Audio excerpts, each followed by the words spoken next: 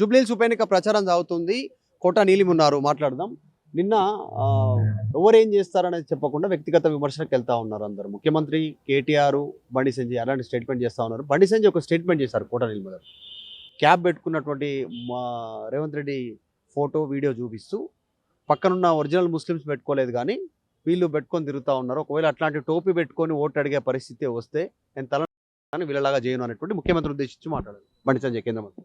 ఆయన తల కామెంట్ మీద నేను చాలా డేంజరస్ కామెంట్ అనిపిస్తుంది. దాని గురించి మనం రియాక్షన్ ఇవ్వకూడదు. ఎందుకంటే ఫస్ట్ ఇక్కడ గ్రౌండ్లో బీజేపీ ప్రచారం కానీ వాళ్ళ జెండాలు కానీ వాళ్ళ కండువాలు కానీ కనిపించట్లేదు. బీజేపీ భయపడి జూబ్లీ హిల్స్ ఎలక్షన్లో ప్రచారం చేయట్లేదు. బండి సంజయ్ గారికి కూడా అది తెలుసు. చేయకుండా ఇలా వ్యాఖ్యలు చేసి ప్రజల్ని మభ్యపెట్టే ప్రయత్నం ఎందుకు చేస్తున్నారు, ఎవరి మద్దతు కోసం చేస్తున్నారు? ఈ ఫస్ట్ క్వశ్చన్ ఇది ఆయనతో. బీజేపీ బీఆర్ఎస్ ఒకటే అనేది మనకు ముందర కూడా తెలుసు. ఇది ఇక్కడ క్లియర్గా అర్థమవుతుంది.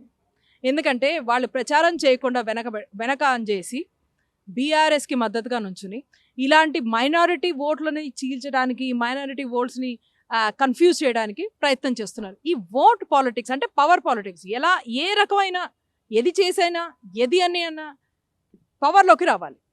ఈ తాపత్రయం ఒక బీఆర్ఎస్కి బీజేపీకి మాత్రమే ఉంటుంది. కాబట్టి బండి సంజయ్ గారికి నా రిక్వెస్ట్, తొందరపడి ఇలాంటి పనులు ఏం చేయకండి.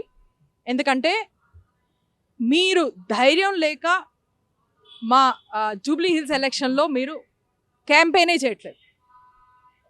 క్యాంపెయిన్ చేయడమే మానేసింది బీజేపీ.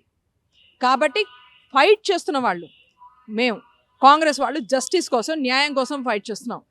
మీరు ఏమి చేయలేకపోతే సైలెంట్గా ఉండండి, కానీ న్యాయం కోసం ఫైట్ చేస్తున్న వాళ్ళకి అగెన్స్ట్గా మాట్లాడు.